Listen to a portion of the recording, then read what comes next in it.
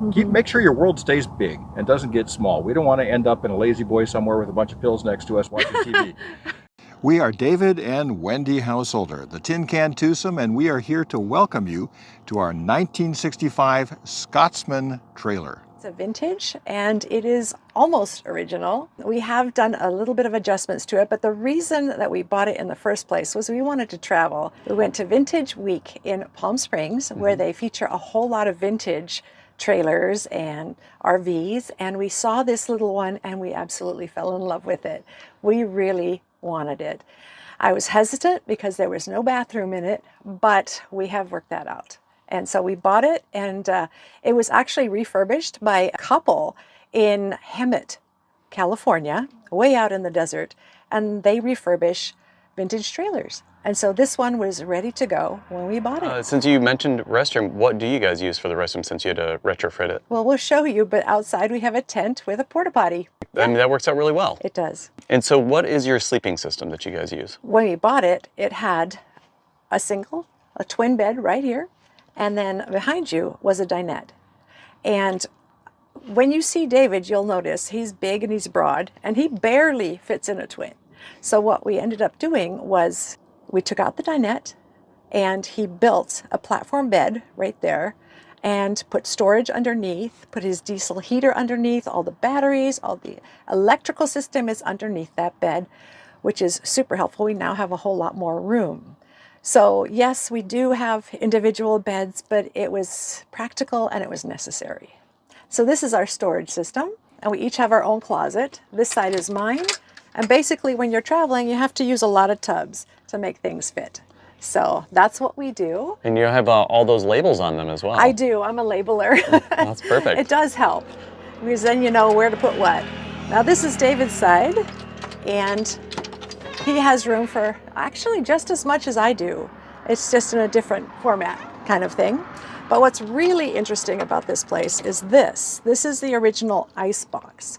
And we tried to use it as an ice box. We even used dry ice. It failed miserably. So what we did instead was we made it into a pantry. Oh, and it works okay. really well as a pantry. It keeps things cool, Yeah. but not cold. So it's much better as a pantry than it ever was as an ice box. And so what do you guys use for refrigeration? We have outside, we have what they call a car fridge. And it's one of those electrical ones, and you can hook it up to our batteries, which we do. We'll show it to you. And we keep all our cold items in there. But this being a vintage trailer, it had these old-fashioned water faucets, which we found were really hard to use. And we also needed more storage space, so we actually took out the water tank. We don't have one of those anymore. So we use the sink, but we have this little jug right here for our drinking water and our brushing our teeth water or doing dishes water. That's what we use right here. And for cooking, we have this old stove that came with it. We kind of had to work on it because it didn't look so great, but we did make it look better. And it works. It works on propane. In our last 3 weeks, we have been cooking inside entirely because we were up north where it was really, really cold. Oh, and that helps heat the surrounding area in here It does. too. Oh yeah. In fact, when we're cooking, we actually have to turn the heater off. Oh, nice. It's that effective. And this is a lamp, which you have to light with a lighter. It's got one of those little sock things on the inside. Yeah. Oh. So, and that, believe it or not, when you light this thing, it is warm. If you put your hand on it, you'll feel it's really warm. You can't keep it there. So that helps heat it. And then the most important thing we have is our diesel heater, which I will let David tell you all about because he's the one who put it in. Well, this is where I put all my kitchen stuff. I have pots and pans, I have the plates and the silverware, the paper goods, everything. I bought all these baskets, believe it or not, at Dollar General, and they all match and they are perfect for storing everything. And when we are in the summer and we're camping, I have a washing setup, dishwashing setup, so we can set up outside and do that. Do you find yourself cooking a lot in the camper or going out to eat more? No, we cook in here a lot. Yeah, it's really, it saves a lot of money for one, and it's definitely healthier. Well, we met over 40 years ago in the Outdoor Recreation Club at our college, and we've been outdoors ever since. We kind of wonder why there's such a thing as indoors. So we love to get outside. We love to go hiking. We love to go camping, tent camping, trailer camping, whatever kind of camping, backpacking also. We love to get outside, and we love to do, Wendy loves to do photography. She Yeah. loves to take pictures of everything, videos of everything, and would love to share it with all of you folks too. That's kind of why we do these things. But we especially like getting out and exploring. The last 3 weeks, we've seen most of the Western United States. Yeah. And it has been exhilarating, especially the places we've never seen before, like the middle of Nevada, which is beautiful and empty. With all the mountains and the snow, is gorgeous. Oh, it is. Absolutely gorgeous. Okay, well, because we love to get outside and we love to go camping and hiking, we realize that a lot of people don't have the freedom, the time to go do these things. And the places we go are so beautiful. We just want to share them. So we decided a couple years ago to start a YouTube channel, and we call it the Tincan Twosome because this style of trailer used to be called or nicknamed the a canned ham. And it has been such a pleasure because when you are filming for a YouTube video, so if I see something beautiful, I want to film it, I want to share it, I want people to see it as well. It's like our family photo album that we'd love to just share with anybody else who maybe doesn't have the time to get out and travel. Exactly, and it's our family video album. And we're hoping that when we're old and we can't do this anymore, we can look back at our adventures and go, oh yeah, I forgot we went there. Well, and so, the tin can thing too is the whole philosophy is we want to be as frugal as possible. So the money we have left over, we can spend on experiences. So if there's a tour we can take, we'll pay for that and go do that. Right. But we cook most of our food, make most of our food. We don't go out much. We try to travel as inexpensively as possible. That's why we love Bob Wells' channel, because he's got all of these tips for doing that. Exactly. We'd rather spend money on experiences than stuff. Exactly. Well, this is a toaster style, actually toaster shape Scotsman. Most Scotsmen are a little bit different shaped, but this is a very rare one. But it was designed to sleep up to 8 people. The area here was designed for a bunk.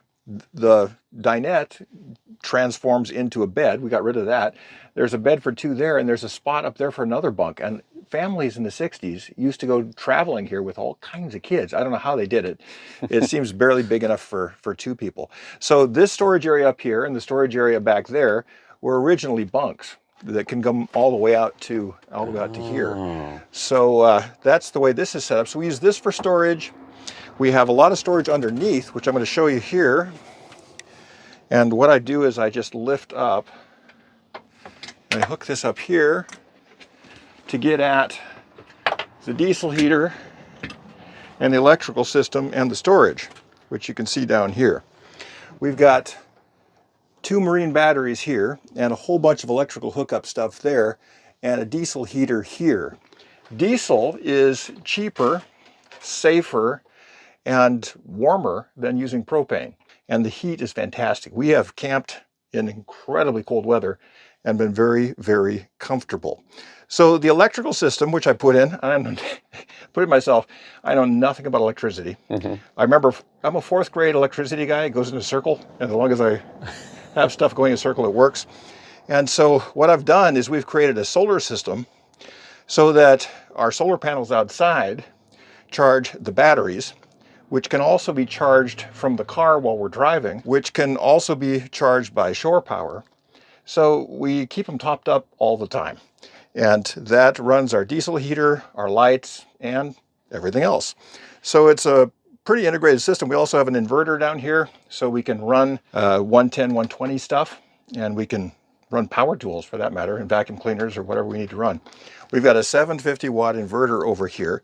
These are standard big marine batteries. You can pick them up anywhere. They're not special in any way. So we just pick those up, whatever their wattage, ampage. See, I don't really believe in amps, watts, and volts that much. I think they just made that stuff up. So I just make sure that stuff goes in a circle, that it's safe, that it's got fuses, and that the wires are big enough to carry whatever it is that it carries. I don't even remember if it's parallel or serial, but I do remember I set it up right and it works great. And you don't have any issue with like running out of electricity at any point? Here's the problem with running out of electricity.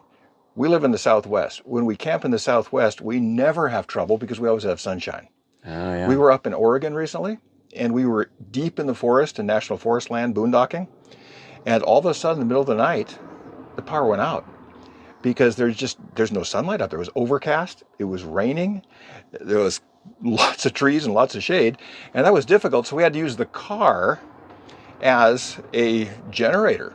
So we hooked up the car, and had to run it for a while to charge the batteries, and make that work. But in the Southwest, we have never had trouble. It's always topped up. The reason we did all of this work with solar and batteries and diesel heater is because we love to boondock. We have a rule of thumb that the less you pay for a camp spot, the more beautiful it is. And the more you pay for a camp spot, the uglier it is. And you end up in a parking lot with a bunch of Class A motorhomes. And yeah, it's horrible. So we love to do free camping. And to do that, we've got to be able to be self-sufficient with power and all these other things. And these trailers were not built for that. And so we had to modify it quite a bit so that we can get outside and camp in those beautiful spots. Our favorite one is the Alabama Hills, which is free. And I remember camping there, and you could look up at the foothills, the mountains, Mount Whitney, the whole thing. Most beautiful spot we've ever camped in. Another place across from Provo, Utah, across Utah Lake on BLM land, and the sun came up. Cost nothing, and it was beautiful. A lot of people like to put solar panels sort of permanently on the roofs of their rigs, and there's nothing wrong with that. But I understand that you need to have things movable because you want to catch as much of the sun as possible. So we decided not to do that, but rather to have movable panels. And what I generally do if we're going to be away for the day is I put them in an arc on the south side of the trailer so it follows the sun all the way around. And if we're going to be here, we'll position them in such a way so that they're all of them are facing the sun all the time. And so that way we get a lot more solar energy than we would if it was just sitting on the roof, because it's how often is the sun right overhead over your trailer.